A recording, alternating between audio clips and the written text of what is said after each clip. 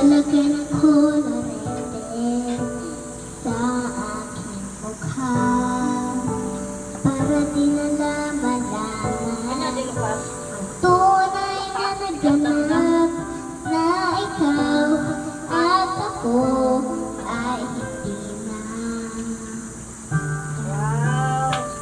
Sambote pa dyan, sambote.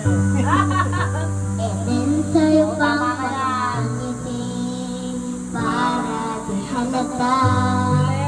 Damdamin kong pinipigil sa loob